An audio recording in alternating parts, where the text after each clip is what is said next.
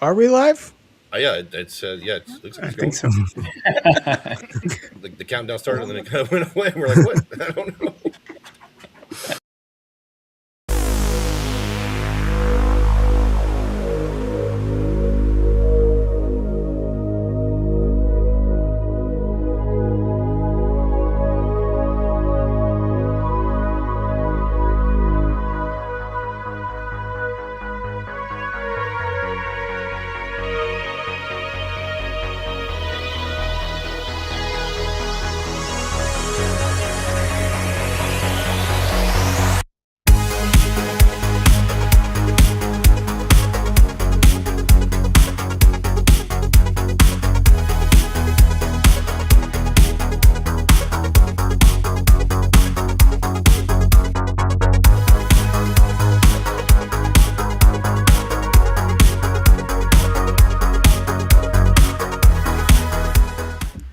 We are a mess tonight on the technical side of things. Sorry about that.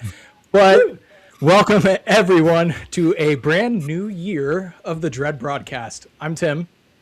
And I'm Jonathan. It's January 31st, 2026. And if you can hear our voices, you found your way to our monthly gathering, a place where we stop looking over our shoulders and start looking directly into the dark.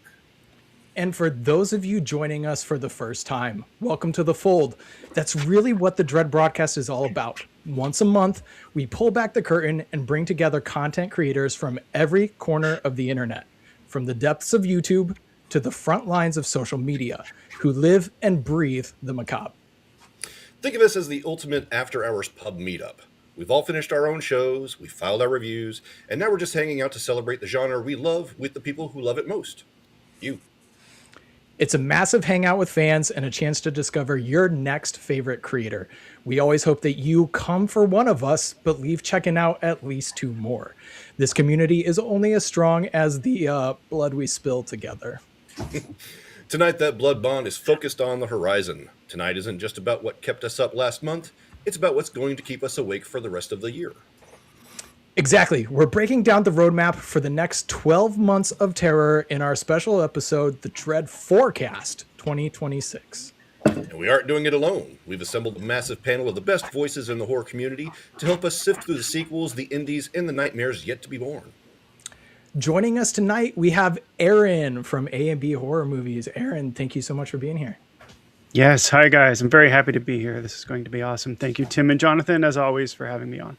Yes, we were supposed to have Kelsi from Slime and Slashers with us, but she came down with a scratchy throat, didn't have much of a voice, and so she is unfortunately able to make it. But we love you, Kelsi. We'll see you next time.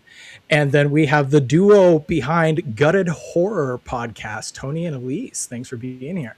Hello, thanks for having us. Very excited to be here. Heck yeah. The roster continues with David from Journey with a Cinephile. Yeah, thanks for having me back. Always good to see you. Then we've got Joel from Darkroom Reviews. Who I don't know where he is, but he's not here with he us. might show up. Well, maybe he'll pop in. We'll have to wait and see. But then, aside from that, though, we do have Stephanie and Alex representing 13 Degrees of Screams. Hey, everyone. Thanks for having us. Yes, thank you. And rounding out the group, we've got Miles from Miles of Horror. Miles, glad you made it. Yeah, what up, everyone? Appreciate you guys having me, man. Let's do this. Yeah, and last, certainly not least, Vince from Dread Alert Media. So glad you could make it. Nope, not going to say Not talking yet. All right, so as you can tell, it's a full house, and the forecast is already looking bloody. But before we dive into our 2026 watch lists, we have a very special guest who knows exactly how to bring real-world terror to the screen. He is a filmmaker who doesn't just show you monsters. He shows you the monsters that live next door. Whether it's the brutality of Pig Killer or the psychological weight of Ed Kemper, his work is unflinching. He's here tonight because his new film, Dorothea, under Epic Pictures' Dread label, is officially unearthing the secrets of the Death House Landlady, Dorothea Puente. It's a chilling look at how real evil hides behind a grandmother's smile. And rumor has it he's already moving on to another nightmare, a biographical dive into the Night Stalker himself. I'm sure we might have some questions about that. And we're incredibly honored to have him with us to kick off the new year. Please welcome our featured guest for the evening, the writer and director, Chad Ferrin. Thanks for having me. Absolutely. Thank you so much. I was doing the silent clap. We have an audio bit that we're not good at using, but that would have been perfect timing. So, I forgot about that. You want to introduce yourself? Tell us a little bit about you and your film. Yeah, I mean, Dorothea is the latest one. The other true crime film before that was Ed Kemper, which Epic has also put out. And then Pig Killer was my first foray into true crime. And it's been a blast. I mean, I moved, from different genres, whether it's, sci-fi horror with Lovecraft or, giallo with Nightcaller. I kind of shift around which, avenues of horror to dabble in. And so far, so good with true crime. It's been the most popular of the films I've been doing. So I'm kind of staying in that niche. There's definitely a true crime movie I fall into that category. I watch a lot of true crime. I actually first discovered the Dorothea Puente story on the Netflix Worst Roommate Ever documentary series, and that's where I discovered her story. So where did you discover her story, and what kind of brought you around to bringing it to screen? It started a friend of mine, Gerard McMahon, a musician, just a great guy all around. He was good friends with Sharon Stone. And he was telling me that, hey, Sharon's over right now. We're recording a song, and, she's just a great person. I'm like, hey, would she be interested in, a lower budget project? I might have something for her. He's like, oh, yeah, when you're ready, send it over. So I immediately got online and started looking up female serial killers and came across Dorothea Puente. And the script was born. I, wrote it in a couple weeks, had a really fun time diving in and discovering about her crimes and who she was and all that stuff. And then the idea was, to get it to Sharon Stone and make this big movie and climb out of the gutter. And so I finished it, sent it to him. He thought it was great, sent it to her. She loved it. And we kind of started going, into a bigger budget, bigger, film and kind of ironing that all out. And then it got in with her manager and agents and, all these kind of different things that I was like, that's fine. And suggestions and notes and, bigger budget than even what we had in mind of what I could possibly raise. And it just kind of became one of those things where I started feeling not comfortable. I like the kind of a comfort zone. I like to control the, these smaller budget films and have, just a freedom to making them without confines. And I knew that direction of going with her was going to be just filled with confines and things that I'm not used to or didn't even want to get into at this age. So I called up Susan Prever, who I had worked with previously on Ed Kemper, and I said, hey, take a look at this script, see if you're interested in it. And she loved it, and we were off and making it, a month later. I did notice that she played Ed Kemper's mother in the Ed Kemper film, and then was Dorothea in this one. I wondered, watching it now, hearing your story, I wonder differently, but still, we see directors return to a lot of actors because they work well together. And watching it, I wondered if that was the case in this one, if you just work really well with her and thought she would be a great fit for it. Yeah, no, I work great with her, and she's a great actress and just a good energy on set. I mean, half of the time, whether someone's a great actress or a great actor, if they're a pain in the ass, I'd rather have, a mediocre actor than, someone. But she, is both. She's a great actress and a good person and, fun to be around and doesn't complain and doesn't, hits her mark, knows her lines and, 2 takes and we're out of there.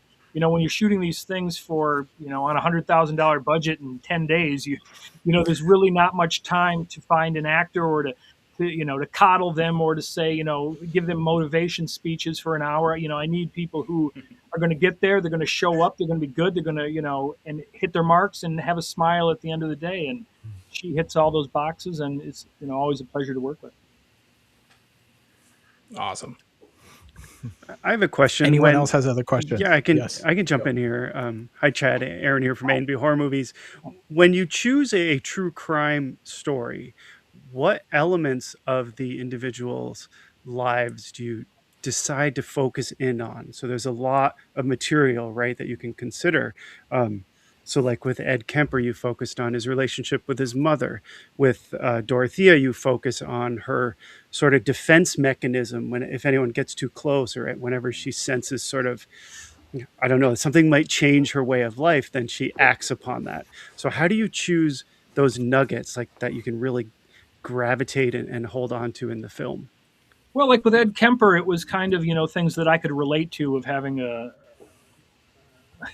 difficult time with my mother as a child, and Okay. things that I could draw on that I've experienced. And then also knowing that, Susan was going to be in it, and kind of just focusing more of her dynamic with Ed. And, and still the script from Stephen Johnson was fantastic, but it was a much bigger budget. So when I got it, it was kind of just honing it down to a smaller budget, and then working it more of the dynamic with, the mother and son relationship, which is something I could totally relate to. And, it's with any of these scripts or these projects, it's finding elements of the character that I personally can draw, whether it's inspiration from or relate to them from. With Richard Ramirez was a tough one, because the really only thing that I could relate to him with was his love of horror films, or, he was a big Dark Shadows fan. So, Yes. things like that I could kind of like, okay, I can get behind that. And, he had a fucked up, childhood. I can kind of work with that, but very slim elements to relate to with him. I mean, it's really one of the most disturbing scripts I've ever written, and the research doing on him was, exhausting. And, the film will be, again, a very harrowing experience for all involved. And I just want to ask one more thing. So how do you disconnect from all the research and writing a screenplay that's so the material is so difficult? Does that sort of creep into your daily life, or is it easy for you to step back and not think like Richard Ramirez? Well, no, the great thing is, I've been lucky to get at least, 2 to 3 projects a year, and they kind of go quick. Like Dorothea, once that was done, we went into shooting Sunset Strip Killers, and I just finished that, and Epic Pictures just picked that one up as well. And then, in that interim, I was writing Night Stalker, and it was just kind of, I was able to kind of disconnect quickly from Night Stalker, jumping into Sunset Strip Killers, and then shooting that. And then once we finished that and finished the post on that, and then I'm got back into Richard Ramirez, and we just finished casting, and we start shooting February 9th. So it's one of those things where it's kind of a whirlwind, and the horror of writing it and learning all about him, every detail. And, and the film is basically, the audience gets in with Richard Ramirez from the get-go, and you're going into 14 different victims, and you're raping them, you're shooting the husband, you're killing people. It's nonstop. I mean, it's fucking Fulci, true crime all the way. So for me to kind of disconnect it, I try to get the excitement level of, again, taking the reality of it and making it more in my mind as a fiction piece. I'm like, okay, New York Ripper, and certain things that I kind of try to take away the fact that this shit really happened and went down, and it's some fucked up shit. But I mean, there's been fucked up shit happening since the dawn of time. Should we not make entertainment from it? If that were the case, there would never be any Civil War movies. There'd never be any World War II movies. So when people try to shit on me about making something and not being as sympathetic to victims or whatever it is, I try to just disconnect from that and say, look, I'm just trying to make something as accurate as possible and entertaining as possible, and on a nickel budget. And and if that finds an audience and a voice, and someone is basically able to say, man, that's some fucked up shit that he did to that woman or whatever, and then they research it and they learn about it and they dig deeper than whatever documentary they may have seen or whatever they may have read about him. It's something that I think the knowledge or interest that's piqued in certain things, whether they're good, bad, or indifferent, is something that learning is a great thing, and especially in cinema, when you come across something and then you're like, oh, I like that director, and you start researching his other films, and you found out what they made that on, or the things they did. You go down different rabbit holes, and it's the same thing with true crime. You can either obsess about the victims, or you can figure out, why did Ramirez do this? What were the things that kind of led to these things? And to me, it's just kind of, the psychological aspects are very interesting and exciting and entertaining. I mean, that's why, Forensic Files, or, all these different shows that you kind of fall into, they're so unsolved mysteries or whatever. They're very interesting and exciting, and they have a huge audience that, I'm thrilled to be a part of in whatever small way that I am. And, to me, it's just trying to make something that I find exciting, that hasn't been done before. I mean, there's been other Ramirez films, but nothing, I assure you, nothing like this one. Well, I just want to say I'm a fan. Count me in. I can't wait to see what's next for you. You mentioned two of my favorites. I watch Forensic Files and Unsolved Mysteries in the background constantly, because I do find the psychology of this interesting. I don't want to say it's like appealing. It's not. It's horrifying. But there's something about it that it's just like, I want to learn and I want to understand, because I am not that person. Right. And to see that somebody could go to those extremes is fascinating to me to kind of process and try to understand that individual. So you mentioned you try to make something that is extremely factual and extremely entertaining. Where do you draw the line on when something can stretch the truth to be more entertaining, or vice versa? Well, I think, that's a tough one. I don't think it should be stretched to the point of absurdity. Like, the Ed Gein Netflix film was a little absurd. Made me mad. So, but at the same time, there's still factual elements of it. And I find, if you knew that going in, you'd probably be more on board with it. But, when I saw it, I was just kind of taken aback a little bit by it. But, at the same time, there are entertaining facets within it, and with other things that I can kind of say, well, it's not a total piece of shit. It kept me entertained for this. It kept me entertained for that. I'm not one of those guys that spends, watch something and then I go on Letterboxd or IMDb and shit all over it for, hours, calling it the worst thing, worst acting, worst whatever. In every film, good or bad, whether it's fucking Ed Wood or Al Adamson, there are some great stuff in those movies. And I kind of look at the, the determination and the chutzpah they had to make these films and to keep doing it. And whether it's good or bad, or someone calls it the worst piece of shit, I could care less. I find entertainment within them, and and I think that's what cinema's all about. It doesn't, not everything has to be Citizen Kane or 2001. There's some great schlock. And there's nothing better than you watch Magnificent Ambersons, great amazing movie, and then you turn on fucking Lindsay's Nightmare City, and you're like, okay, this is some fun stuff.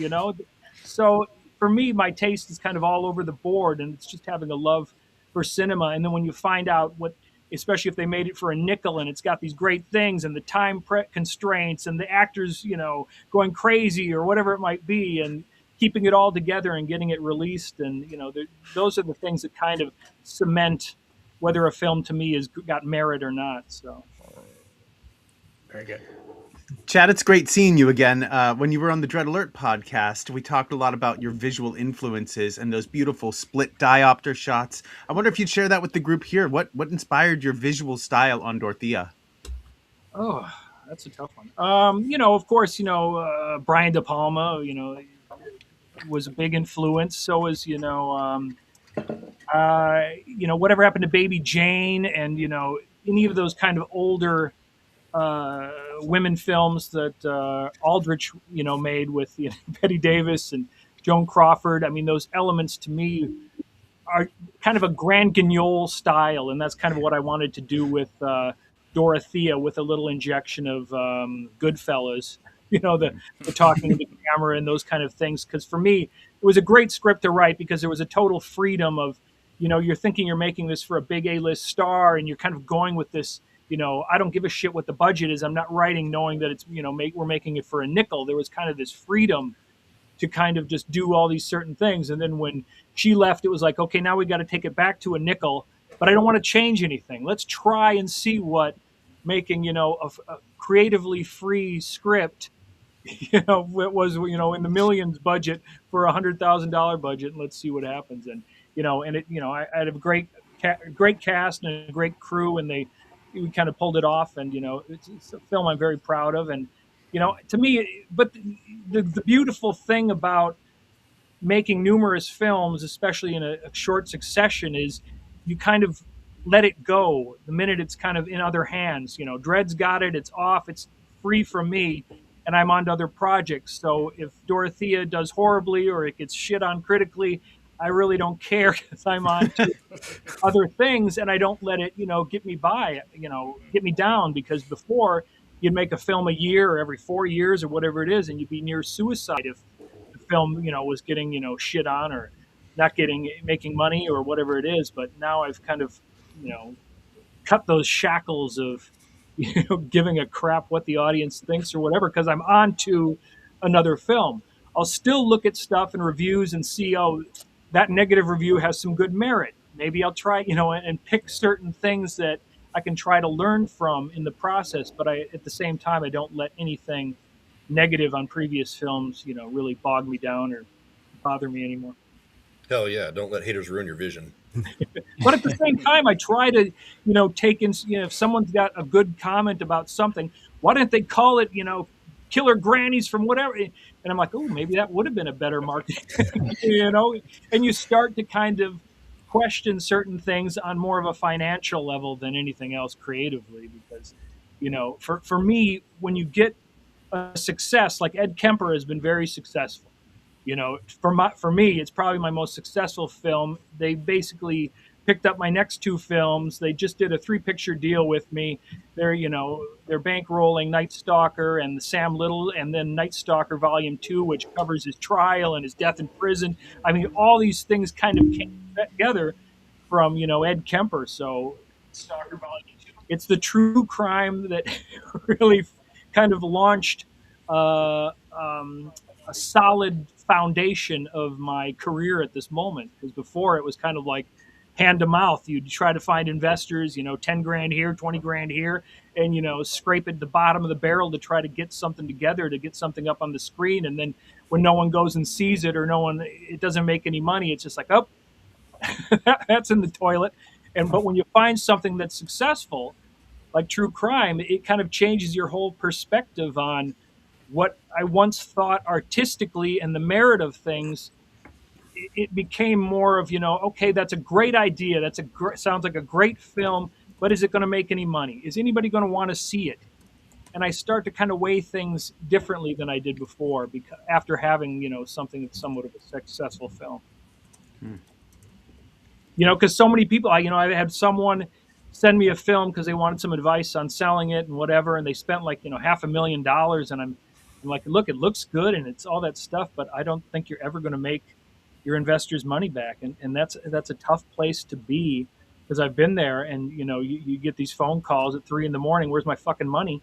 And you don't, you're like, look, man, the movie's not doing well. I thought, my first Lovecraft film, The Deep Ones, would do great. The second one, the old ones, did shit. I'm sorry, I don't have the money to pay you back. And it's disheartening, but at the same time, it's best to find things, especially for first-time filmmakers or whatever.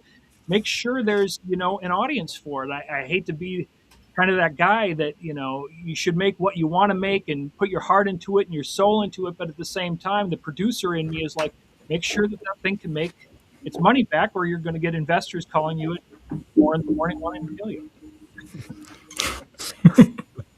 Sounds like a great time. Make it sound like a dangerous game. Sounds just like a horror movie in itself. Yes. Yeah. Like, I find an animal head in your bed and shit. Like, oh my god! Don't answer the door. Right. Well, I'm armed. I have a shotgun and a pistol. So Sweet. You're good to go. All right. It's like, come and get that money, bitch. Yeah, I'm here all day. Anybody have more questions for you? I actually do. I typically do. What is something that you have learned in the process of making these specifically true crime based films that helps you tackle the next one? So going from Ed Kemper to Dorothea, now to Night Stalker, what are things you learn on one that helps with the next?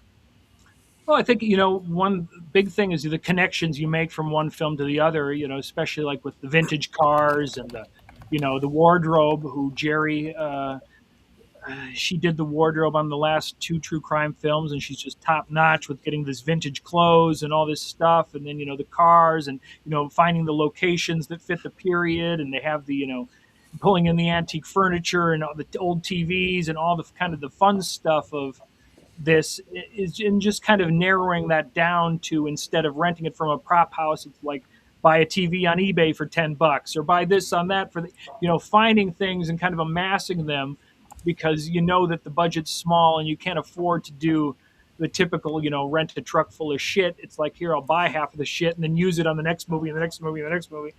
And the people that I've met, whether it's using their classic cars or what locations or whatever it might be, just kind of helps save not only the money, but it also helps in the script writing process, because you're like, oh, I can go back to that location or back to this car, or what are the certain things that you can kind of write in that you have and can kind of pull it off without having to worry about where are we going to get a 1942 Duesenberg or whatever it might be that you need to kind of fill in the script. I kind of just write around what I know and what I've worked with, and kind of let the things that is there at my disposal without a pain in the ass of permits and certain things that will be tough, and just kind of work that in to the script and still give it its same kind of a big feeling, a much bigger budget than the pennies we work with, but not learning from the past films and the things that worked and the people you worked with that worked out well, and just kind of reusing those and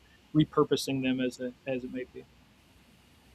You're taking me back to my your stock theater period days, details that you were discussing. Actually, they do make your films seem bigger budget than it sounds like what you're talking about. I was very impressed watching them, because I love period films, and you do an excellent job of capturing that with the budget you're working with. Great. It's awesome.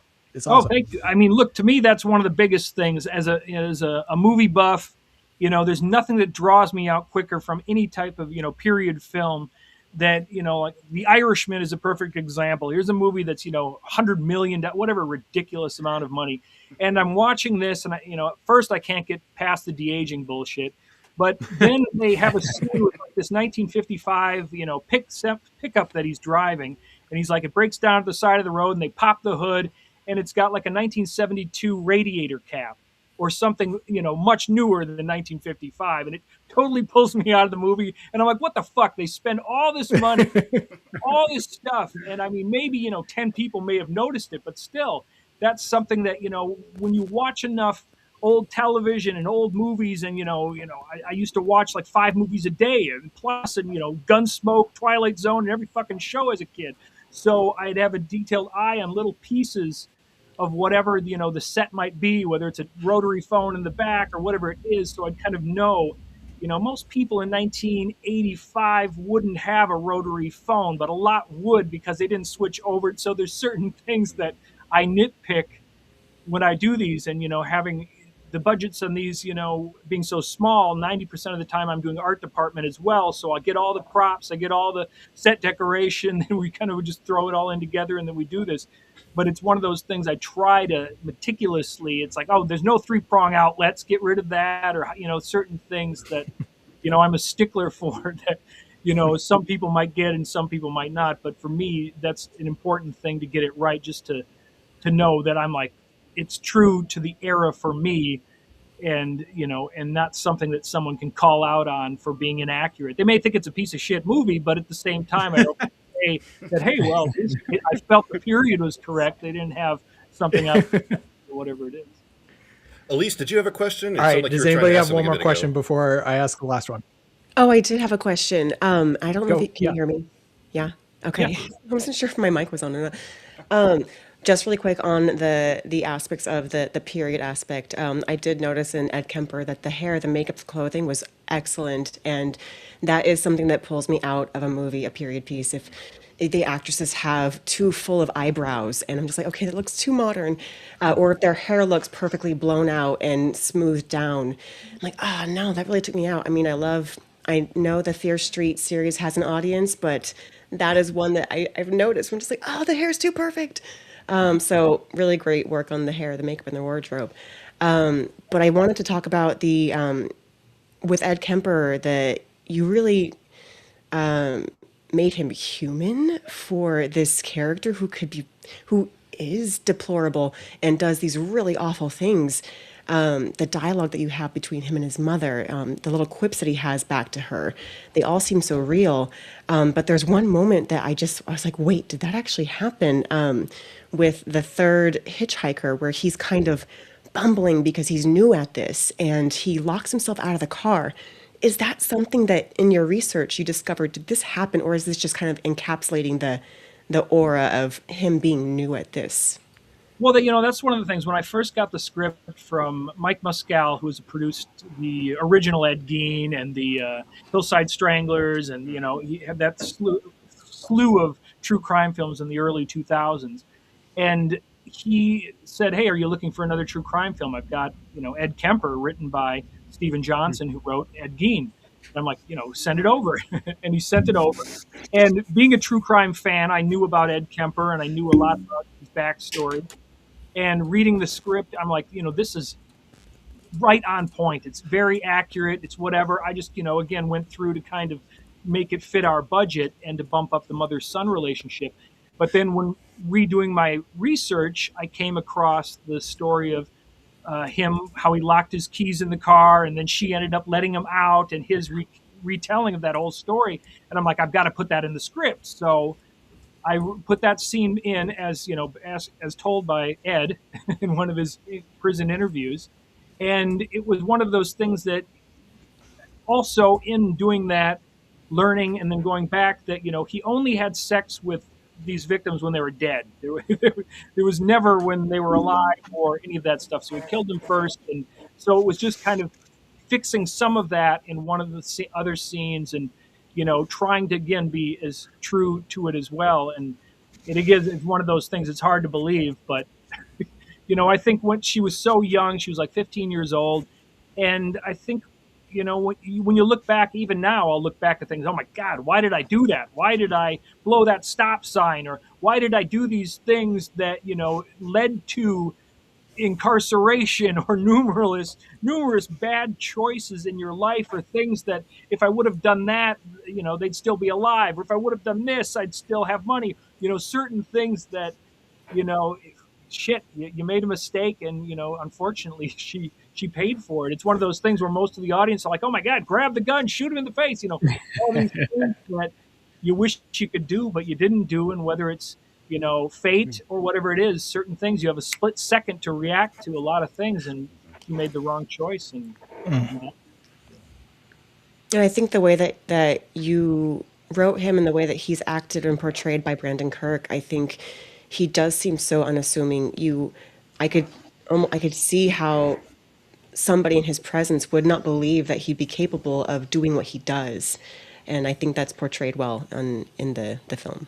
So nice job. No, yeah, Brandon. I mean, he did a great job, and I think it's one of those things. He really got into it. He studied up Ed Kemper, read the transcripts and all the different research that he did, and watched all the interviews, and and I think those are the important things if you're doing a true crime, especially for an actor, to get into that character as much as possible. And like Peter Mendoza, who's playing Richard Ramirez in the next one. I mean, he's lost 20 pounds. He's he's going into a very, very, very dark place, and that's something to talk to him about it afterwards, to see getting into that, especially seeing he's a little on the method side of acting, and knowing how dark you have to go, and how hard it is to turn it off and to come back to reality.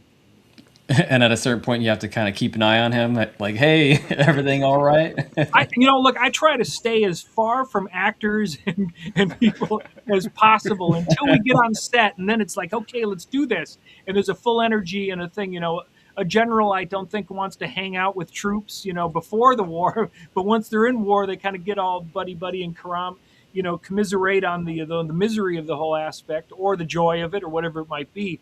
But before that, it's like I had one meeting with them. We had lunch. We discussed, my thoughts on it, and what I'm okay with. And I'm like, look, Peter, go as far as you want. You've got the freedom to do that. If it's wrong, I'll say, hey, let's do it this different way. But I'm very open to kind of seeing what you come up with, and I want to be surprised by it. I don't want to rehearse the hell out of it or write a whole bunch of bullshit camera shots that we're not going to use anyway because the location is 10 times smaller than it was in your head. So you kind of just, for me, it's kind of a free flowing thing. You hope that everyone kind of, buckled down, did the research, and it's ready to go with a hard on and make this motherfucker.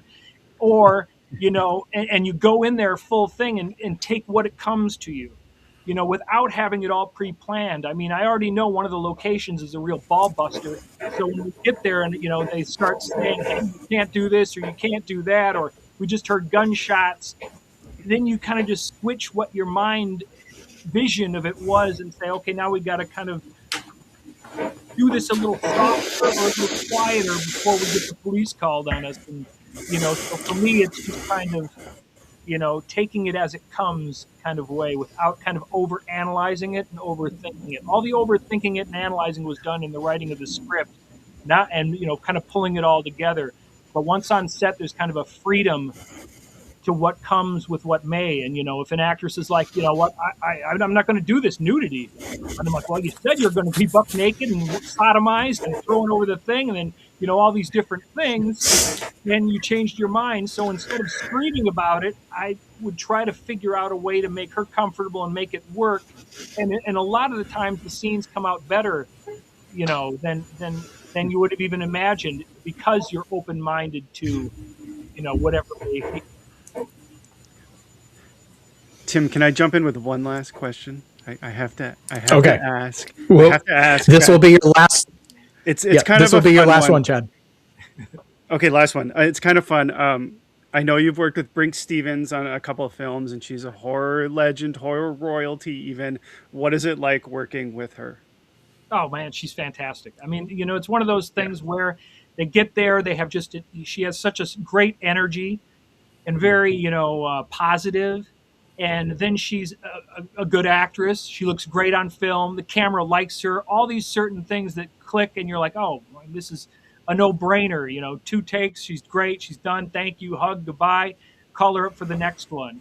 And it's the same thing on each show. And you just, if everyone had that energy, it would be, a joy. And I try to surround myself with those kind of people. That's why I work with a lot of the same cast and a lot of the same crew, because they have a good energy and they're not going to be a pain in the ass. And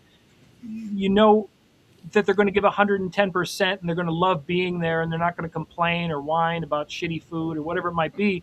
And you just kind of, it just makes everyone more creative and happy. And it just, before you know it, it's over. And I tell everyone that it's like, look, Richard Ramirez, it's a tough fucking project. It's, no doubt about that. Probably the hardest thing I've ever done or will do. And, but at the same time, it's a 2-week shoot. So when any actor tells me, oh my God, this is going to be tough, I've got to do this, I'm like, look, man, it's going to be over before you know it.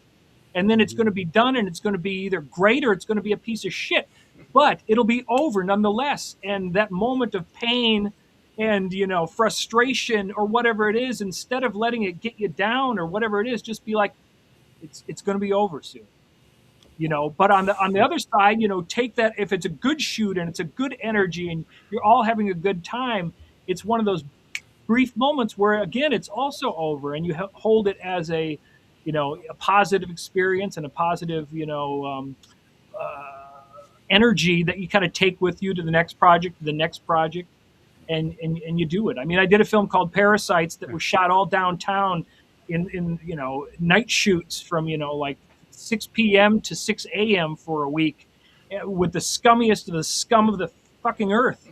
And it was one of the toughest shoots I've ever been on. But at the same time, it was such a film that I'm so proud of, because it was, there's a film called The Naked Prey that's a huge inspiration to me because I saw it as a kid with my father, on TV, and it was just stuck in my mind, this guy being chased across the African plains buck naked. And I'm like, so for me, all those moments of pain and misery are just over because you're like, you made something you're proud of, or made a new friend or a new crew cast member like Brinke Stevens that you're like, I want to work with her again and again and again. And I think that's the joy of film and making these, whether they're a tough experience or an easy experience. It's the people you meet and the reception it gets, and all these things combined. Being here, talking to you guys, I mean, these are great things that I never in my wildest dreams would have thought I'd be here doing this stuff. Yeah. Oh, I love that. Thank you so much. That's awesome. I like how darkly positive Well, you Chad, are. thank you so much for your time. And Well, you answering our gotta be. questions. It's like look. I gotta be honest. There's one of the things. My whole life, I've always been suicidal. And just whatever, fucked up childhood, all those things. But cinema has taken me out of the depression of it. Look, I'm still a pain in the ass. I'm still grumpy. I'm still an old man. What all these things. But I try to look at the positive things, especially the older I get. And it's like, look, everything's getting you down. Pop in a Blu-ray of whatever, and just kind of go back to whether it's your childhood or something in a cinema that really makes your heart pump, and whatever it is. And it kind of, pretty soon you're forgetting about all of your troubles and your woes and whatever. So to me, cinema is such a great thing. It's a lifesaver, not only for my career and putting a roof over my head, but also from keeping a shotgun out of my mouth all the times that I was ready to end it for whatever odd little reason it might be. A girl dumped me, or I'm broke, or all those little things. Trust me, life will get better. You just got to keep your chin up, work hard, and just do what you want to do, whether it's writing a book or painting a picture or making music or anything. Just do it. Or shoveling shit in the horse stall. Certain things that, if those are things you enjoy doing, go out and do it, and do the best you can at it, and don't let life get you down. Fuck yeah. Well said. Fantastic. Yeah, beautiful. Well, thank you again for your time. Thank you for answering our questions and hanging out with us. Do you want to tell people what they can get excited about next from you? You kind of mentioned the Night Stalker a little bit, but you want to end giving us a glance at what's coming up. Sure. We're shooting, Night Stalker in February, and then we're shooting Samuel Little, which is you look him up. He's a real winner. In May, and then we're doing Night Stalker Volume 2, which covers the Ramirez trial and his marriage and his death in prison and all that kind of stuff in August. And then after that, who knows? Awesome. Well, thank you so much. And that's all we have for you tonight. So thank you again for your time. Great. Well, thank you. Yeah, thank Real you. pleasure. Awesome, Chad. Thanks so much. Thanks. Great seeing you again. Great seeing you. Let's go on to our forecast for the... I think I'm lagging. Am I lagging again? You're okay. You're fine, guy. Tell your weather to get it together over there. Stop messing with the internet. It's awful. Ugh. All right, so... He was so awesome. I'm just going to say. Yeah. He was. That was great. It's incredible. All good. It's okay. So the rest of what we're here for... A little dark there, but he's climbed out of the darkness. That's awesome. Sorry, Tim, I threw you off. Go ahead. No, you're okay. My side is being super laggy. So you guys, if I'm lagging behind, you guys just take off. Go for it. I don't. Just everybody yell at Tim. Shut up, Tim. We're talking. We're looking forward to 2026. This episode. So let's go. Aaron, I'm going to have you, since you're a veteran of the show, we're going to kick it off with you. Okay. Is that all right? Yeah. What do you want me to tell Aaron, I'm just kidding. So what do you have coming up this year that we can look forward to from your stuff? And what movies are you most excited about? And kick off that conversation. We'll chat about what we're all excited about in 2026 too. Yes, absolutely. So I've got some really exciting things coming up on my channel. I have Dan Yeager, who I interviewed last week, who was Leatherface in Texas Chainsaw. Do your thing, cuz. He sent me some really cool behind-the-scenes pictures with Alexandra Daddario. I hope I'm saying her name right. Gunnar Hansen, who was on set. There's a picture of him with Gunnar. And also Marilyn Burns. There's a behind-the-scenes picture with him. So that was awesome. I chatted with Mike Levy recently, who, as you probably all know, he wrote and directed Stream. He's produced the Terrifier films.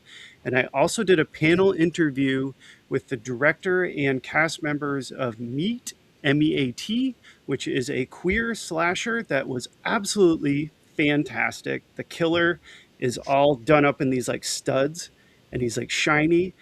and it's so cool. The kills were off the charts. It was so good. Let's see, next posting next week, I've got an interview with Vinny Pacifico, who is a professional wrestler, and he's now doing horror films. He's acting in horror films, so that's coming up. And I just posted an interview today with the Bad Things director and producer, who is the lead actor in that film as well. So that's what I've got coming up on my channel on A&B Horror Movies, and I'm very excited to talk about 2026 horrors. Rather than start with some of the more obvious ones, I thought I would start with Hokum, which I think is coming out in April or May, and that You is. stole my answer. Did I steal one of your movies? Yeah.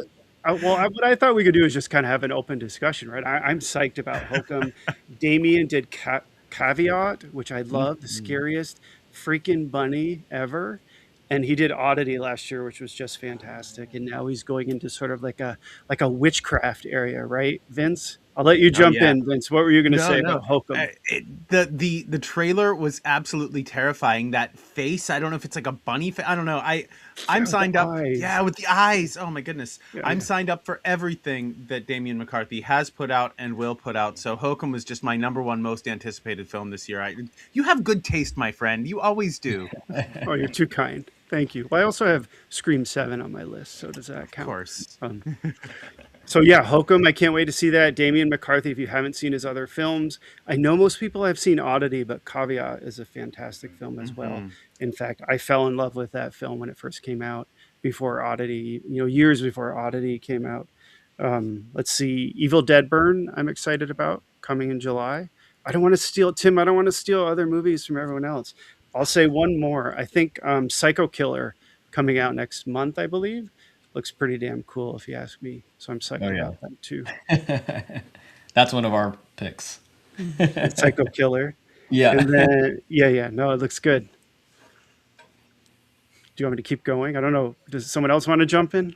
Yeah, you don't want to take them all. Yeah, we could. I don't want to take them all. So why don't I stop there? Yeah, we had 3 movies that were sort of on our radar, and We've only gotten as far as February. February, yeah. These are actually all kind of like wide release ones too, because they're just trailers that we've seen going to the movies. Yeah. Someone else want to jump in?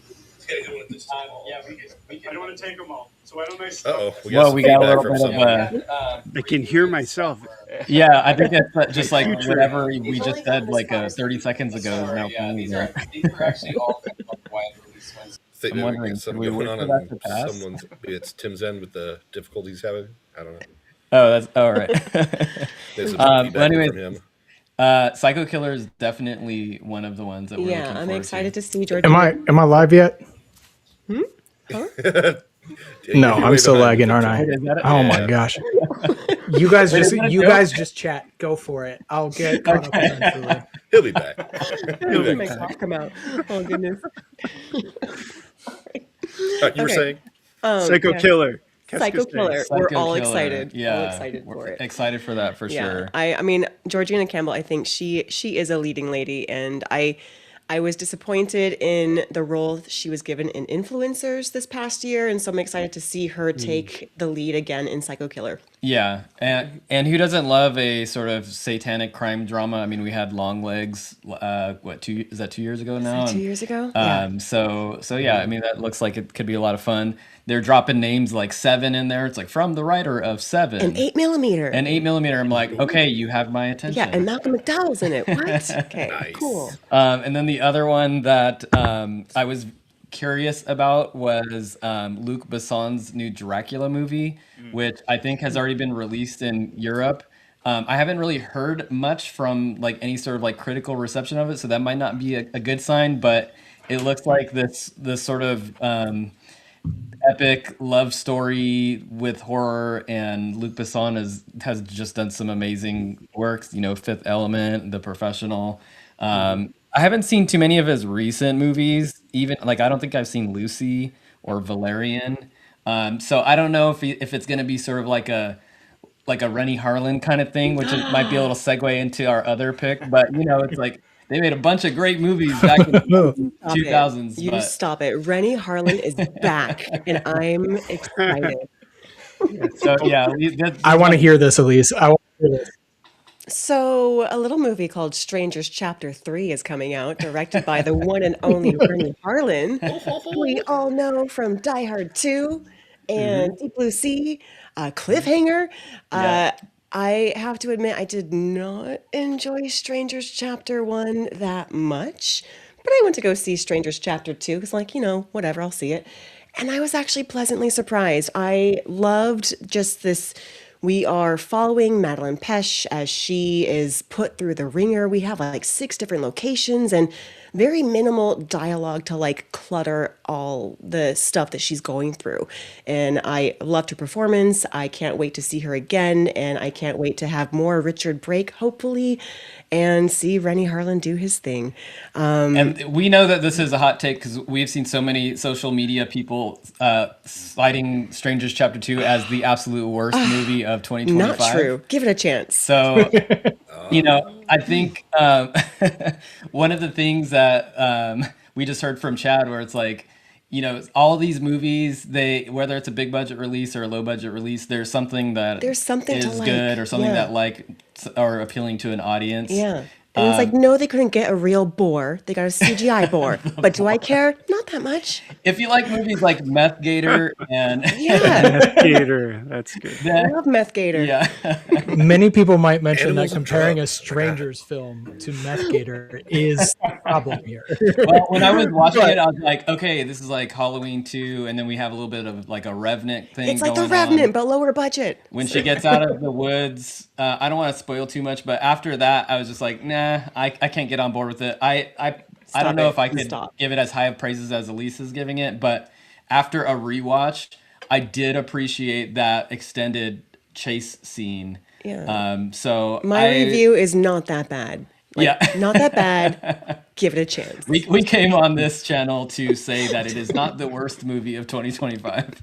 I would rather watch that. Like, this might be a hot take, but I'd rather watch Strangers Chapter 2 over I Know What You Did Last Summer remake. So I wasn't a big fan of that one. So I will say I am waiting. As someone, I love the first Strangers film. It's my favorite like home invasion film. It's terrifying still. Yes. I am one of the ones. I enjoyed Prey at Night. I thought it was stylish and effective. I really liked it. The ending was not my favorite, but the rest of the movie is solid. So I was disappointed by Chapter 1 because it felt like a remake. Yes. Yes. And then, but I thought it looked visually, it was nice to look at. It was a good looking movie. So I am now waiting. I don't want to watch Chapter 2 because I heard that the biggest problem with that movie is that we know Chapter 3 is coming. And so I'm waiting because Rennie has said he wants to do a supercut of all 3 as one film. Hell yeah. And I want to watch that. That's a commitment. Yeah, I want to watch that because that is how it was written. He has been clear from the beginning. It is a 3-part story, 3-arc story, and that's how it's supposed to be seen. So I'm like, you know what? Saw a lot of bad reviews for 2. I think to appreciate 2, I got to see 3 as well to kind of lead into it. Yeah. It's like picking up the middle chapters of the book and then being mad about it. Yeah. So I am looking forward. I think though you can still watch 2 if you like kind of try to treat it as a different movie than 1, then you can still watch 2 and enjoy it. Okay. But you don't have to wait that long because Chapter 3 is coming out pretty soon. Next month. Yeah. Weren't they supposed to release all those a lot closer together? They were. They took a year to try to fix Chapter 2. Yeah, what I heard. Okay. There was a year. I haven't seen it though, so I don't know. That's just what I've heard. Rennie's doing the Tarantino thing when do the one long supercut, huh? Hey, it worked for Kill Bill, so true. True. Can we get a supercut of the Halloween reboot trilogy, the David Gordon Green? Would anyone sit through that? 11 hours. No, I don't want that. But I would watch it. I love that trilogy. I do want to see some further exploration of the Corey character, although, I realized his fate in the movie, but, Tony loves Corey. I'm a huge Corey fan. I really enjoyed his character. Yeah, I'm with you on that one. I'm here for it. I think I hated, I shouldn't say hated, I was disappointed in that movie as a trilogy capper, but not as a movie. Right. Okay. Ending a trilogy, I thought it was kind of weak, but the story itself, I thought was actually really fascinating. So if that makes any sense. Yeah. Mm-hmm. Yep. I agree. So yeah, a lot of exciting horror.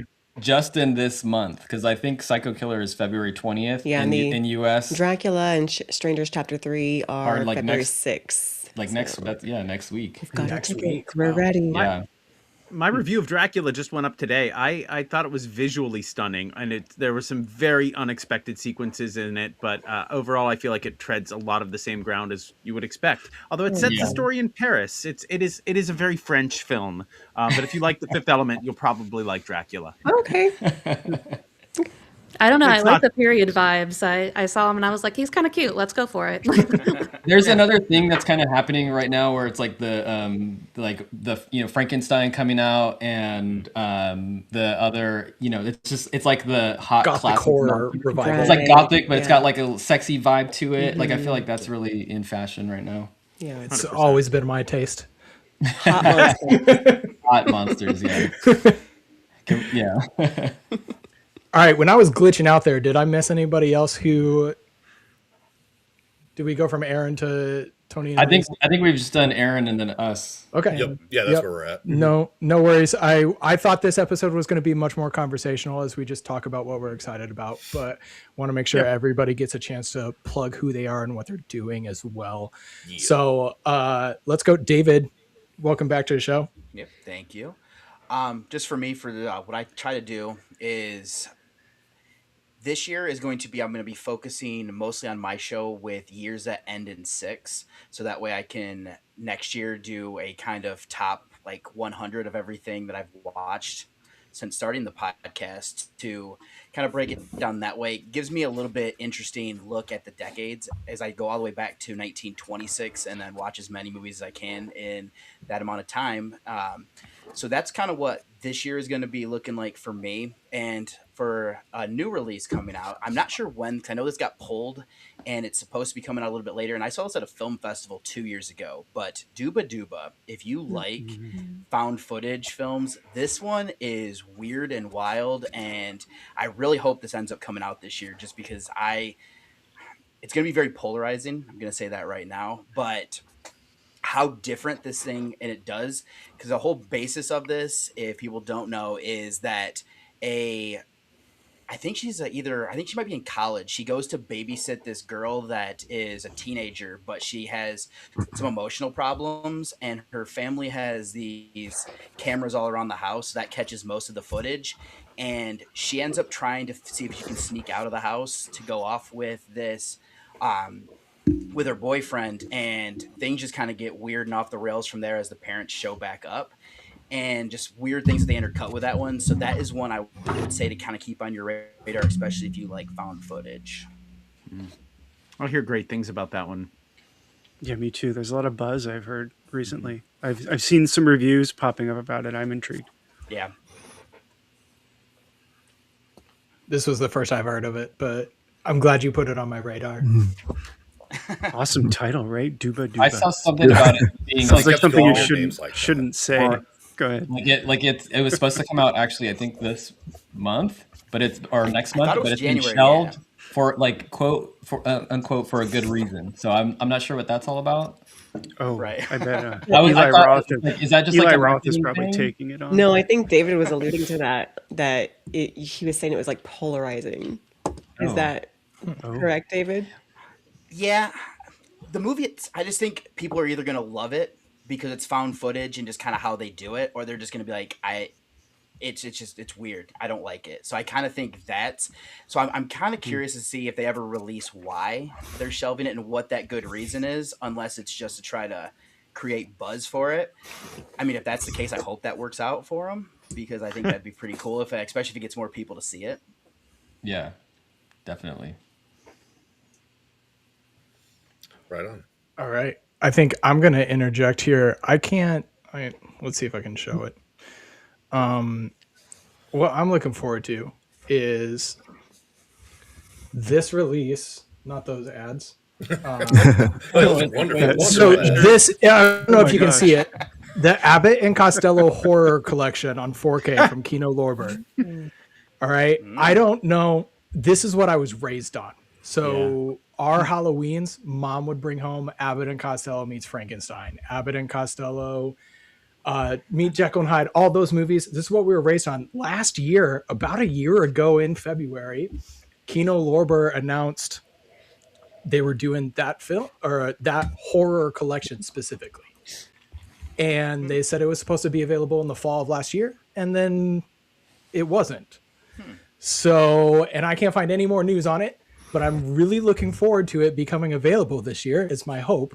I don't know why it was delayed, but there's one movie in this set called Hold That Ghost, where it was one of Abbott and Costello's first films, and they're working at a bar. They end up having a gangster die in their car, and his will says that whoever is near him at the time of death inherits his mansion. And they go, and it's like this haunted mansion, and he supposedly has money in this haunted mansion. And so they're looking for his money, but there's also gangsters looking for the money as well. And the mansion may or may not be haunted. And it's just a fantastic old horror comedy that I grew up on. It has a special place in my heart. I'm really looking forward to that. And also, Abbott and Costello Meets Frankenstein is just a stone cold classic. And to have that available on 4K, let alone Blu-ray, because Hold That Ghost is hard to find. Hold That Ghost had a DVD release, no Blu-ray release, and I grew up watching it on VHS, but I never saw it on Blu-ray. Most of the collections don't have that one, so to see it in this set, I don't know why it got delayed. It was supposed to be fall of last year. I don't know why it's delayed, but Kino Lorber, I'm like, I have money put away to throw at you as soon as that link goes live. I'm waiting. I check weekly, but that's me. Nice. It'll happen, Tim. You'll get there. It's like the Halloween set from Umbrella. Maybe we'll get it. Maybe we won't. Someday. And who knows what it'll be. Let's have Vince. Oh boy, this is a big year for us. We just had an entire rebrand done by Ryan Carr, whose artwork you may have seen in Storm King Comics, the amusement park adaptation, or Creep Show. He just did a run with Ted Raimi. He's done Tales for a Halloween Night with Storm King Comics, so he just redid our key artwork. We are launching a series of horror history courses, or a horror history course, and then a horror theory course to follow over on our Patreon, then available for purchase after that. And we're just continuing with partnerships with as many anybody who wants to partner with us, really. But bringing you a lot of screeners, revisiting the old classics, unearthing those, and bringing you reviews of new stuff. So a lot of exciting stuff over here. We're also focused on our podcast. We have a lot of cool guests that are in the can already, some new guests coming up, and we're bringing my wife back on as co-host, Sarah. Stay Spooky, Sarah. Shout out if you're watching. I think you're over in the other room watching. Her channel is part of the Dread Alert Media Network, and she's doing a lot of the same stuff I'm doing, reviewing old films and new films. But she's coming back on the podcast to do some deep dives into some films that we really love. The first one she's going to be on is You're Next. We love that film. They Live is coming up in the pipeline. We're going to have some guests coming on to talk about The Descent. So a lot of exciting stuff out of us.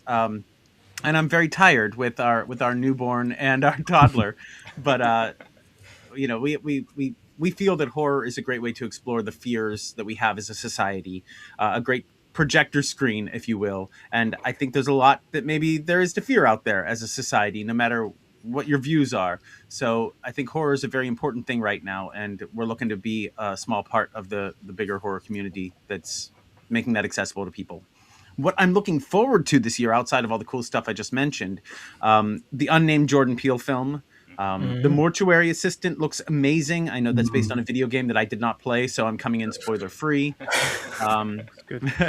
Hokum looks great. And I'm really excited for you all to see Dolly. I saw it as part of Fantastic Fest last year, and I don't know. I think it has legs as a slasher trilogy. I don't know that Dolly themselves is as marketable as, say, like an Art the Clown, but I think that movie has the ability to launch the prequel that they've already written and subsequent films. It's gnarly, it's awkward, it's very uncomfortable, and the Dolly figure is quite imposing. So that's what I'm looking forward to. I think you can rent it now. I think Amazon has it. Really? I think you can rent it. That's a film that I would actually rewatch, and I don't get an opportunity to rewatch a Yeah, lot we'll double outside check of. right now. Yeah, I highly recommend it. It is just what they put poor Stifler through. Stifler. You can rent it on Prime for $2. Oh my goodness, $2. That's a deal. Awesome. The best $2 you'll spend all year. I swear. This to movie, goodness. right, Dolly? Ooh. I rented Dorothea for $5. I like that cover. Yeah. That's it. That is Yeah. creepy looking. Ethan Suplee is in it. If you're a Boy Meets World fan from back in the day, yeah. Oh yeah. it's a heck of a cast. And Dolly's played by a professional wrestler, so I mean, just What? Interesting. Okay. So you said they're planning a trilogy for this? yeah. As far as I am aware, in their press materials, they said they have a sequel, which is a prequel already written, and they're just hoping to get it pumped out. And so go support this so they can make that next film too. I might have found what I'm doing after this. So Yeah, it's a fun watch. Just make sure it's 2025. I don't know if there's another Dolly out there, but yeah. it has what Aaron showed us on it. So yeah, 2025 But looks right. but the link takes you to Horror Anthology Volume 2. That's the $1.99 rental. It might be a mistake. Let me double check. It looks like it's hitting theaters in a limited release in March, if I'm not mistaken. Okay. Check out the trailer though. After this, it's a fun minute and a half. Yeah, it looks awesome. So Yeah. awesome. All right. Alex and Stephanie, 13 Can you- Degrees of Screams. Welcome. Thank you. Can you hear me okay? Yeah. Okay, Yes, sir. I found out my mic stopped working this whole time, and I just fixed it. What? Sorry about that. Stephanie's like, "You're muted." I'm like, "No, I'm not." So anyway, some things we're excited for this year. So actually, a little over a year ago, we started doing YouTube. We used to just be a podcast only. So we're going to be planning our 100th video special. So we're excited about that. We're going to have a huge collab with people. So I guess plug if you are interested in being a part of that. But we're in the very early stages of planning for that. But otherwise, just continuing having other collaborators on our channel. Aaron actually joined us for Candyman we did Yes, once. So it was that was awesome. a lot of fun. Yeah, it was awesome. And then, yeah, it was a Thank lot of fun. So check out that if you haven't. And then another thing, when we first started the podcast, we covered non-horror movies, but still were like horror adjacent. So we used to do themed seasons like Ghost. So we covered like Casper, the movie Ghost. And we kind of strayed away from that, but we want to bring that back a little bit. So we're kind of restructuring how we want to cover horror aspects in non-horror movies. So that's another series we're looking to launch. We love touching like kids movies that have like that creepy vibe. Like The Watership Down was sort of like geared as a kids movie and like, Traumatizing. yeah, there's bunnies murdering each other like within 15 minutes. So Yeah. and like I just told him like we're gonna do We're Back, a Dinosaur Story, because there's that creepy grandpa guy at the end that has a screw eye and the crows eat him. So that's also terrifying. Yeah. My wife had never seen Never Ending Story, and I showed her Oh, that one, and I was like, if you want to talk about childhood trauma and also just this terrifying nothing that is coming to take you away, like, yeah, I love it. I didn't care about the nothing. I was just more worried about our tax. Our tax. Oh, No. our tags, man. My heart, bro. My heart. Too soon. Our tax. No. The swamps of sadness got him. Yes, yes. Something Wicked This Way Comes is a great film. I think it's a yeah. Disney film. That's a Oh, great Yeah. film. It's a great. Ray that's Bradbury. Ray Bradbury. Yeah, it's a great book. It's a good book. Based on Ray. Yeah. The Not movie. to cut Speaking you of off, freaky Alex, kids go movies, ahead. though, they've got Pinocchio Unstrung coming out I sometime think this I've heard year. about that. Yeah. Yeah, it looks really twisted, and it kind of. I like the weird twisted kid stuff. So I mean, you've already got like your kind of messed up. What was it?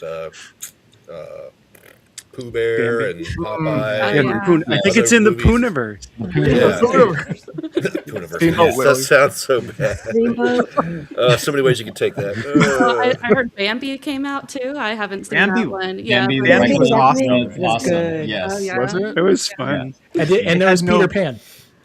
Yes, I heard Oh, about That was yeah, really too. good. Mhm. That's Bambi really had no good. business Check that out. being that good. No, it's not. No. Do they have any business lo- being any good? Like, do any of them? I love the slow-mo chase scene in Bambi. It's just Yeah. perfect. And So- yeah, I need to see did shed Bambi. a tear during So yeah, there's a lot to look forward to as far as movies, but what I'm looking forward to is not a movie. It's actually a video game. I'm still waiting for Hellraiser Revival to come out. It was supposed to come out like late last year, but still doing whatever they're doing, and it looks amazing, and I want to play that game so bad. I don't know if you guys are into horror video games or anything I've seen like the that, trailer but for it. Yeah. We don't really like play video games that often, but it looked awesome. It looked really cool. oh, I can't wait to see how twisted it is. The anticipation. I'm like, come on, hurry up. Wait, I got distracted by the comment about Terrifier 4. What? Yes.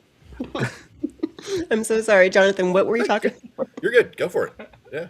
A Hellraiser video game. Okay, sorry. I saw the Yes. comment about Terrifier 4, and then I didn't hear about Hellraiser the video game. Okay. It's all right. Okay. Alex and Stephanie, what were you looking forward to this year?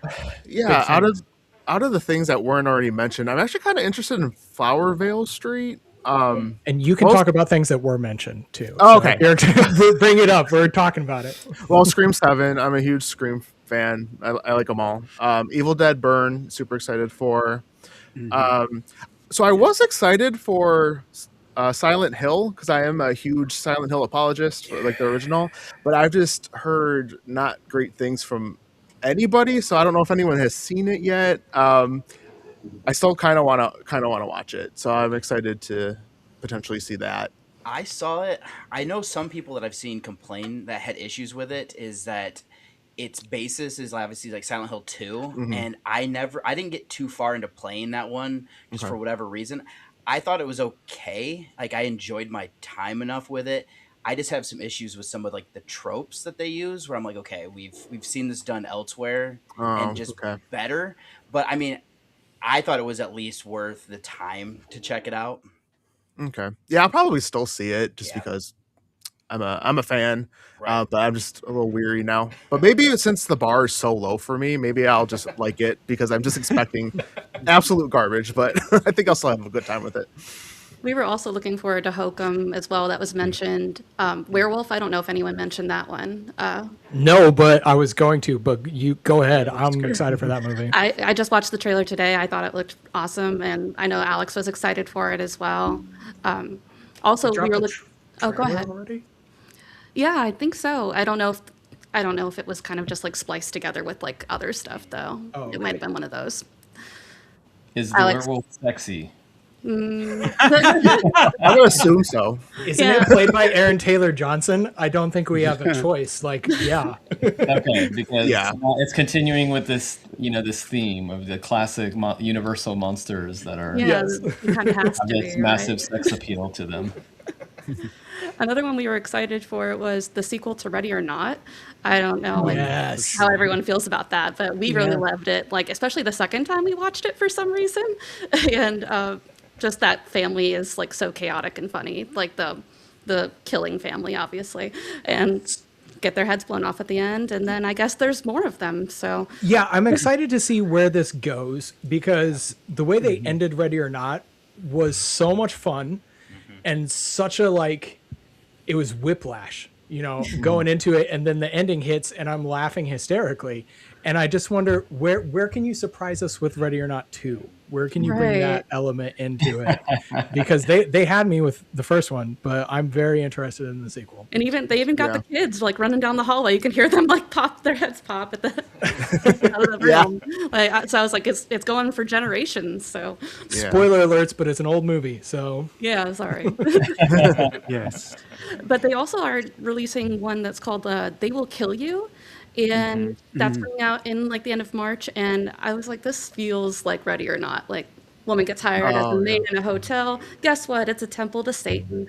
And she's an offering. And I was like, oh, like Ready or Not. But maybe it'll be okay. I mean, she looks like she's going to be a real badass for fighting everybody off. So, Good title. yeah, true. Creepy. I kind of just real quick, like I kind of felt that way about Send Help. That it's like, did Sam Raimi see Triangle of Sadness? Because there's some very similar things going on there. I don't know if any of you guys have seen Triangle of Sadness, but It's like Triangle of Sadness, but in the horror world. yeah. So maybe they didn't have overlapping audiences. I don't know, but it was still enjoyable. I enjoyed it. I've seen praise for Sam Raimi's new film, Send Help. That was it. It was really fun. Going tomorrow. I Yeah. can't wait. Okay, I've seen praise. I want to see it. It looked good. It looked different. I throwing this out there. You mentioned Werewolf. I'm super excited for that one. Before that is the Mike Flanagan. I'm a nerd. I have Batman behind me on the wall. So the Matt Flanagan penned Clayface movie coming out later this year. That looks good. I am super excited, which is probably bad. I probably should lower those expectations with how superhero movies have been in theaters. But it's Mike Flanagan, so he wrote it.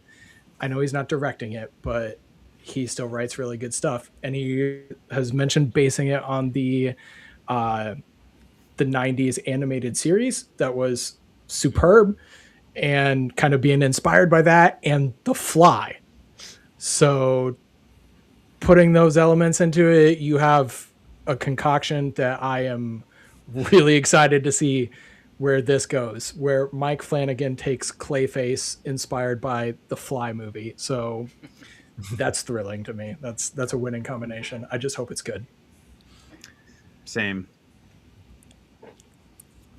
Yes, he is. Oh, we just thought of another one. Yeah.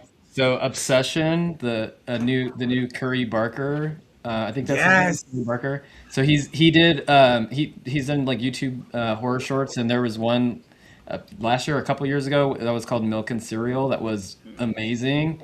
And so now he's gotten some money to make a full length. It's called Obsession. And yes, anyone heard anything? Any buzz or anything? Comes out. Oh yeah, the mid-May. trailer. The Really? trailer they've been Trailers. showing in the theaters. It looks great.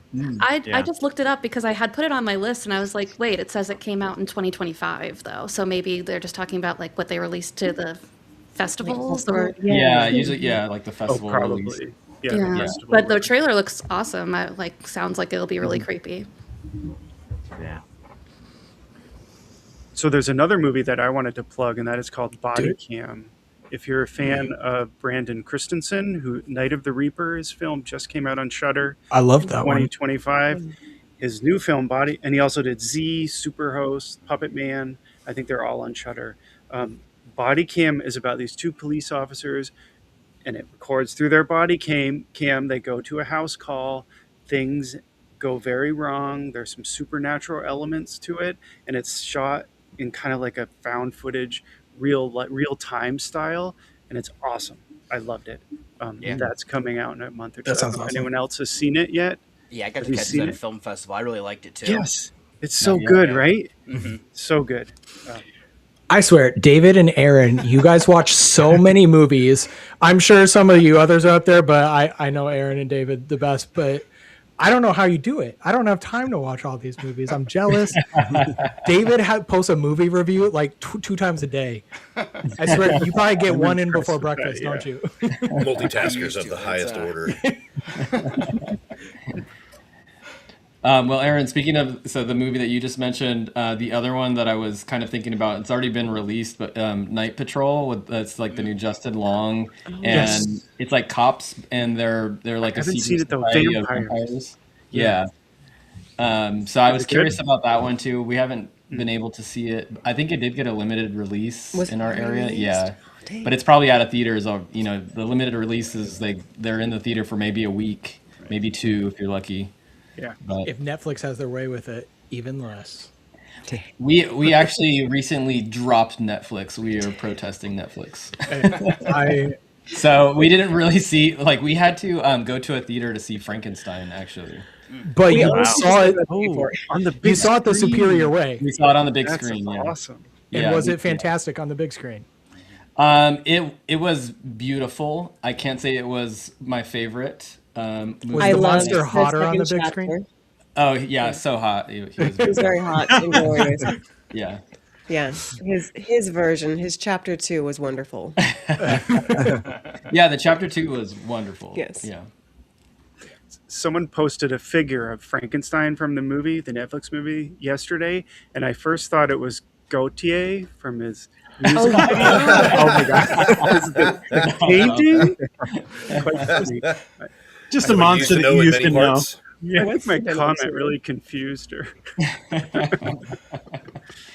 So now what they need to do is they need to reboot the Abbott and Costello into this new like hot classic monsters, and then make Abbott and Costello Hot. also like super Very hot. Yeah. hot. So Yes. what I saw was it Key and Peele are talking about doing Key and Peele meet Frankenstein. Doing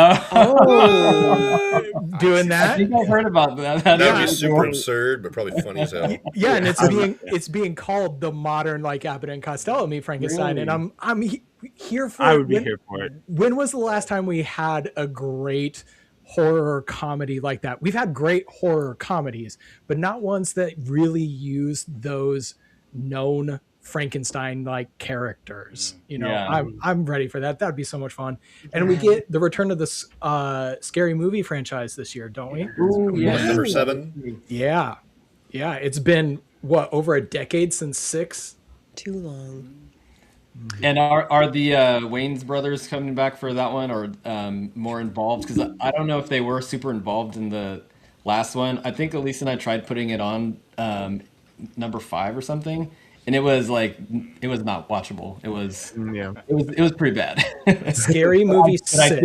think the Wayans brothers are coming back for this one. So Yeah. I think they are. They're listed as producers, Yeah, I think they're coming back. Marlon and Sean. I know we're running out of time, but Insidious 6 is coming in August, and Lynn Shay is back, so count me in Schnitzel. for that.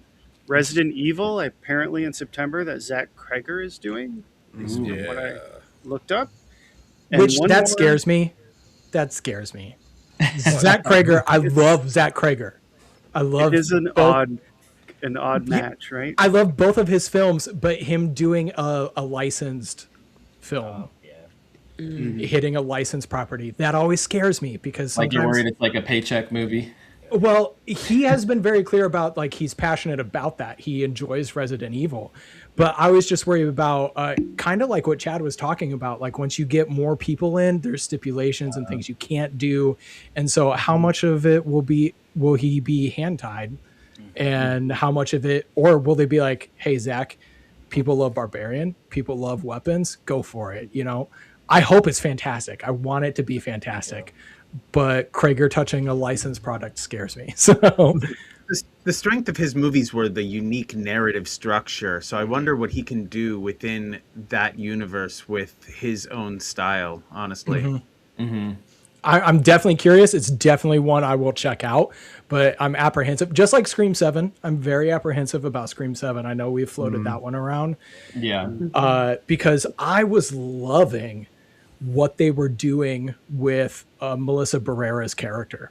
I thought having this thread of like her dad is a killer and she could snap at any moment and become one herself. I thought that was super fascinating.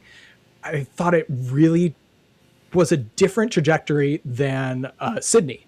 Very unique character that is connected to those core characters. And I thought that was really fascinating. And now we're just leaving that story and going back to Sydney. And that makes me nervous. Doesn't mean it won't be good. It just feels abrupt. But it is Kevin Williamson's directorial debut. And I want to believe in him. Come on. You've written great stuff. I want to believe it's going to be good. So Really? I'm concerned that never it's directed? I don't think he's ever directed. I thought I read that this is he's written a lot, Yeah, that's crazy. but this is his directorial debut. I'm concerned that there's going to be an abundance of fan service, and I'm not sure how it will land. I like being serviced, don't get me wrong, but Careful. Don't we all? I'm concerned with how it's going to land, honestly. If it's done in a way that is narratively appropriate, I'm here for it, but, you know. Yeah, I'll see it. I mean, he's written great stuff. The Yeah. Scream franchise, The Faculty is a fantastic movie.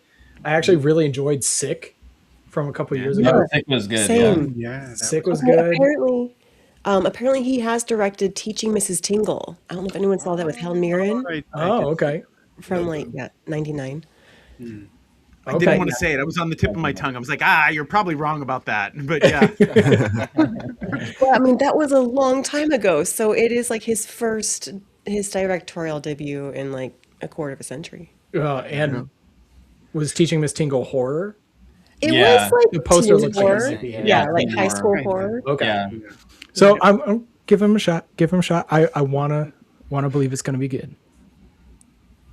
I have 3 more. Can I just jump in quickly? I'm excited for Whistle next week. I think it's next week. Undertone looks scary as hell. I think that's coming out in a few months. And Other Mommy, I don't know a lot about it. I think it's coming out in October, and I believe it's a James Wan film. Oh, The book that's based on is called Incidents Around the House, and it is one of the books that got the most under my skin in a very long time. that was So Josh Mallerman, right? Josh Mallerman, yeah. Honestly, one of the people I've been like desperate to get on our podcast. That book is just the character of Other Mommy is so upsetting as a parent, and the rest of the interpersonal drama in that book was just so heavy. And it's told through the eyes of a 10-year-old girl. At least the book is. I cannot recommend Incidents Around the House enough. And if Stephen Graham Jones wasn't pumping out books every year, that would have been my number one of last year. I really love Josh Mallerman's Daphne book. I thought Daphne was fantastic. I know he's written a bunch, but I enjoyed I that just one. bought that book today. Yeah, I Daphne. really enjoyed Daphne. So I need to read Incidents Around the House, apparently. It's unnerving. It's just upsetting. Yeah. Do we need to talk about... You have until October to read it. We got plenty of time. Do we need to talk about Undertone? Oh my God. I can't wait to see that movie. I just saw the trailer. I know nothing else about it. don't Why know. should we be excited about it other than the trailer? Because just a TikTok step up? told us to. Okay. Of course. Yeah. I saw it. I saw my brain rot app. A lot of people that I'm social with on that app have seen it at film festivals and have said it is just it's a great film, and I trust their opinion, so I've been super hyped for it. The trailer looks fantastic, so I am curious about it. I do try to go into most movies knowing nothing. Yeah. So I'll usually watch the first trailer, see if it appeals to me, and then I don't want to see anything else, because usually by the time the third trailer's out, there's some kind of spoiler in there that ruins it. Like Companion is a perfect example. Oh, Yes. it's awful. Yeah. Second trailer, third trailer are big spoilers. Yeah. Yeah. Awful. So I usually just watch one and then don't tell me anything else. I want to wait and experience it myself. Yeah.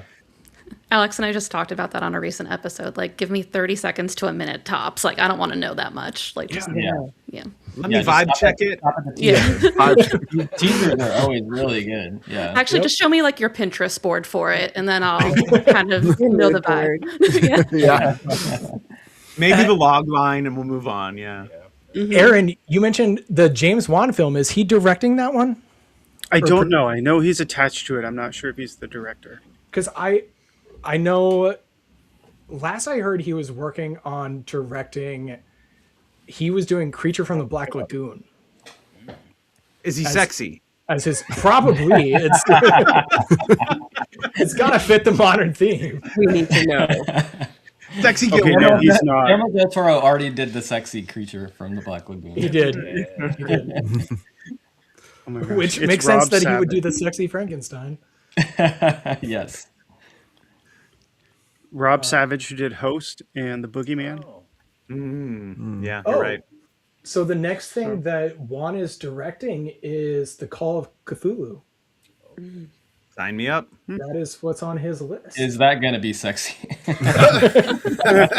Only for certain people. They're really to take Bill Nighy's character from Pirates of the Caribbean and Go there, seduce me some tentacles. Davy Jones. Starting a new podcast. Is it sexy? Yeah.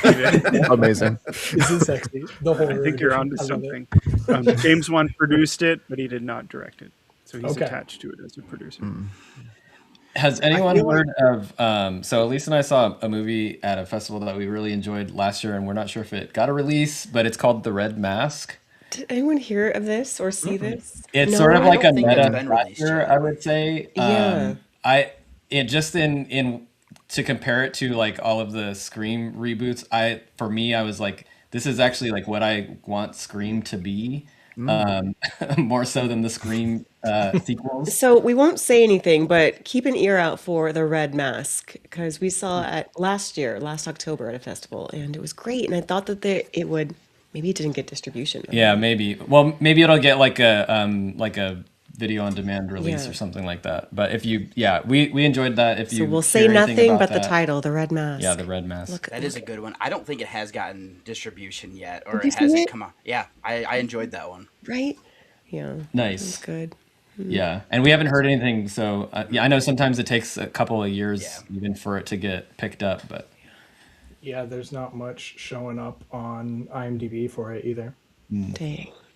But also coming up is, speaking of those reboots of classics, we have The Mummy from Lee Cronin coming up. yes, And that's right. that trailer was intriguing. Yeah. That's, again, if I'm going off that first trailer, I'm showing up at the theater. So I'm leaving it there. It definitely looks better than the Tom Cruise iteration. What's interesting though is it doesn't seem to be produced by Universal, so I'm wondering how much of the classic Mummy we're going to see in this film. Now, I think it looks really exciting, but I don't know what to expect with it, and maybe that's a good thing. It's WB, or at least through the PR company that I was working with on that trailer release, it was WB who was at the helm of the campaign. That would make sense because it's Atomic Monster.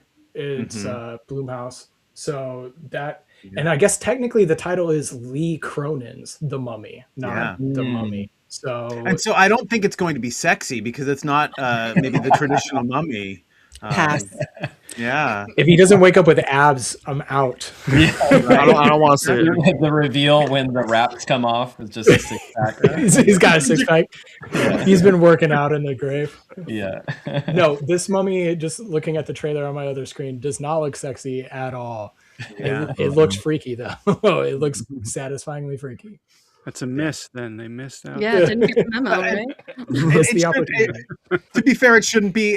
I believe the Mummy is a girl named Katie. So like, just state that it shouldn't be sexy. Yeah. Oh, okay. We're not dealing with. Oh no. Uh-oh. Test screenings for the Mummy were rough. I heard that as well. Yeah, we're not dealing with the Mummy from the Brendan Fraser Yes. universe. Which was, Yeah, Off to the Moon, I think their girl's name was. Yeah. Yeah. Those movies are fantastic. The first one is Yeah, they're fun. an icon. Always. All right. Well, this has been a fun chat. Do you have any others that you want to shout out? I know we've got a lot coming up. I just kind of wanted to hit on things we're looking forward to, biggest ones of the year. I know we did mention the Evil Dead movie coming up. I don't know much about that one, but Evil Dead Yeah. Burn. I will see whatever Evil Dead they want to pump out at me. I'm here for it. Agreed. Yeah. Is it the same director returning for that one? No, it's the director who did Infested, the French director with all the effing spiders. I Sebastian think that's Fianich. going to be awesome. I That love is that awesome. spider movie. Lee Cronin is busy doing the Mummy, so So he, Yeah. he can do it. Okay. I'm psyched. yeah, totally. All right. Well, if you don't have anything else to shout out, what you're looking forward to, go. This is your last chance. Okay. Last thing I'm looking forward to, I got a shameless plug. I'm editing my third book. So Yeah. Summer Yeah. Camp 1983. This is supposed to be the first in a series. I've written 90% of the sequel and I hate it, so I'm gonna have to redo the whole sequel. Gonna have to just go back to the beginning because it wasn't. I got to the climax and it's not working. But hopefully, going back, I'm editing this one. I like to get my copy printed so I can actually write in it and scratch things out. It's way more satisfying and just the writing process is better that way. Or type it, print it, and then put my chicken scratches all over it. But that one should be coming out in April. It's my love letter to summer camp slashers and Scooby-Doo. Nice. So What's yeah, it called again? it's Summer Camp 1983. Oh, nice. Heck Yeah. yeah. That's So awesome. Keep us, Yeah. keep us so on your I did media the list for that. I see do the they got a cover. dog, so yeah, definitely Scooby Doo. I do the cover myself. I did the cover myself. I do it all myself just because Awesome. I do it for fun, not for anything else. Don't So let Tim fool you. He's a very talented artist. We both graduated from art school together. yeah, He's we, good stuff. Lots of good stuff in this we guy. did. That's how we met. You're in Yep. Texas and I'm in Indiana, but we went to school together in Chicago. So, but yep. That's awesome. So I'm looking forward to that Congrats. coming out in That's April. cool, Hopefully, man. I'm happy for you. Congrats, man. I'm really excited about it, which means it's either going to be a terrible read for people or it will be good. So usually like I loved it, which means it might just go over people's head and not make sense. So we'll see. But yeah, that's it. All of you, I'm going to go through. Let's go ahead and you can shout out your channels, what you've got coming up. I know we talked about what we've got coming up this year, but give it like, hey, next week, check out our video this. You can do that, where people can find you and all of that. Again, thank you all so much for taking time to be here and hang out with us. So we'll start at the top and we'll work our way down to, sorry, David, you're at the end there. But Aaron, kick us off. Yeah, well, I already talked about what's coming up, so I won't go through that again. But I will say, well, first, thank you for having me. I love being on the Dread broadcast. You guys are awesome. Let's see, I'll come back anytime. You can find me on YouTube, A&B Horror Movies, as well as Instagram. Also, Aaron's Movies 8587, where I share my love of physical media and my collectibles, and I geek out a little bit with horror movies. And that's where you can find me. Thanks again for having me. Just a little bit, not much. Just a little bit, yes. All right, Vince, thank you for being here. Thank you for having me. This was a blast. This is my first time here. I had an excellent time. You're welcome back anytime. That's awesome. I am the editor-in-chief of Dread Alert Media. Next week, to celebrate the iconic George Romero's birthday, we're going to be doing a review of Two Evil Eyes, and I will be releasing a behind-the-scenes tour of Monroeville Mall that we took in October. We went to the security areas, the back stairwell. I'll try and give as brief of a tour as I can for TikTok and Instagram and YouTube Shorts, but we're also on YouTube for our video podcast and anywhere you get your audio podcasts. Awesome. Jonathan. No, I'm just kidding. We can go to Alex. Shout it out loud. Plug yourself. Alex, well, here, I should do this because you two are on the same show. There you go. Alex and Okay. Yeah, next week we have actually a kind of different episode for us. I put together a Rotten Tomatoes quiz for Stephanie. I'll be reading bad movie reviews, and she has to guess what the movie is. So that's like something different we do every once in a while. That sounds nice. I like that. Awesome. Yeah, we did it last year, so we're gonna do it again. We have Hard Eyes coming out right before Valentine's Day, and we just did a collab with Kadra from Perplexity, if anyone knows Perplexity. So that's what we got. We had a great discussion on Us from Jordan Peele, and almost an hour long. She brings just as much information to the episode as we did. So we were like, I didn't know you were going to do a bunch of research for it, but it's awesome, and we have tons to talk about. That's awesome. Who comes up with your emoji guessing games on Instagram for your movies? That's me. That's you? Okay. Yeah. You can find that. Those are so much fun. If you're not following these guys on Instagram, you do a guess the movie where you do a grid of emojis, and it's a ton of fun trying to figure out what the movies are about. I love those. That's great stuff. Thank you. All right. Where can people find you? YouTube. Mainly YouTube we push, but you can find us literally anywhere you get podcasts if you just want to listen to the audio. Okay. All right, Tony and Elise, welcome back to the show. This is your second time. Love having you with us. Yes, thank you thanks. so It was much. a blast. Yeah, we love being here, so thank you for having us back. Yes, we are the Guided Horror Podcast. You can find us on YouTube, Spotify, all those audio podcasts. We've been on a slight hiatus, but we are trying to get back into it, and we have some trailer reviews coming up. We are also preparing for our sort of annual. It'll be our second time doing our Gash ceremony, which is our Gutted Awards for snubbed horror. Running alongside the Oscars. Yeah. But actually, a lot okay. of horror has not been snubbed this year, which is great. No. But we still have some that were snubbed. So Yeah. we'll be reviewing our snubbed horror awards probably in March. The Strangers for special effects. Yes. Strangers Chapter 2. That whore, yeah. S4. Yes, and sexiest monster will be a category. Yes, we're writing it in. Sexiest monster. Yeah, and then we have a number of collabs that we're doing with other people. Next Wednesday, I think we're doing a live horror trivia with it's called Bloody Good Time. It's on YouTube, so you can search for that. Oh, it's actually the 11th. So on Oh, the February 11th, 11th, okay. yes. Oops. It's like horror trivia. It's a lot of fun. A lot of fun. Yeah. We're regulars on that horror trivia, and then I don't know if it's going to come out anytime soon, but we're going to do a guest spot on Cradle to the Grave podcast with Eric Hansen, which we have been on that one multiple times as well. It's always a good time.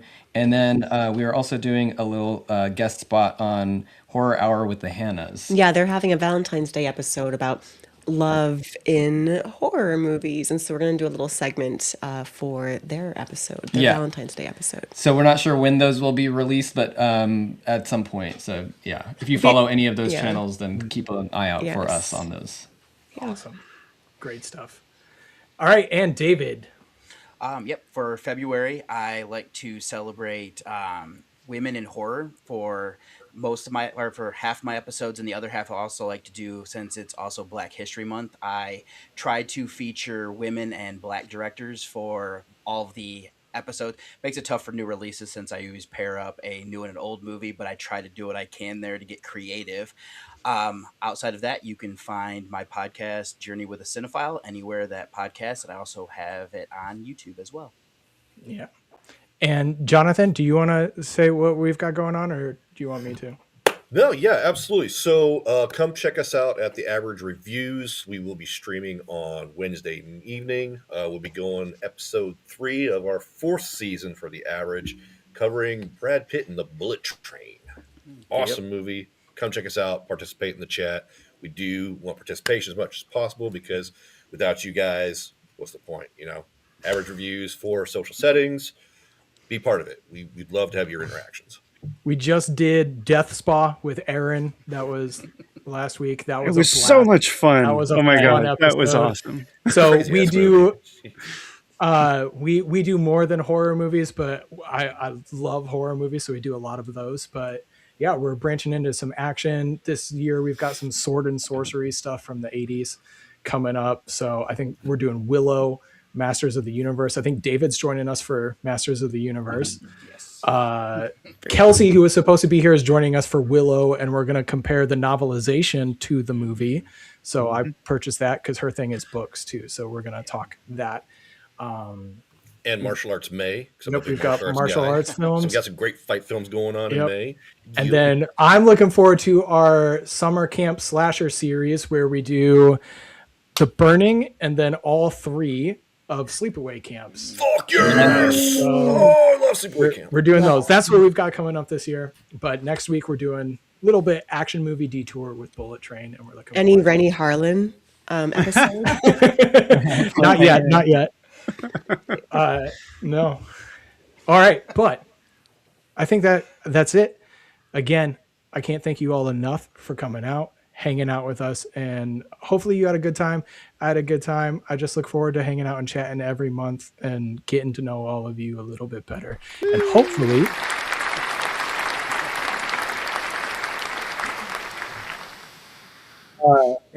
you're sticking out with us. We're fine now. So that's all I've got, you guys. Yep, Tim, your sound cut out. Oh, I think that's a wrap. There we go. We'll see you all next month. Have a good one.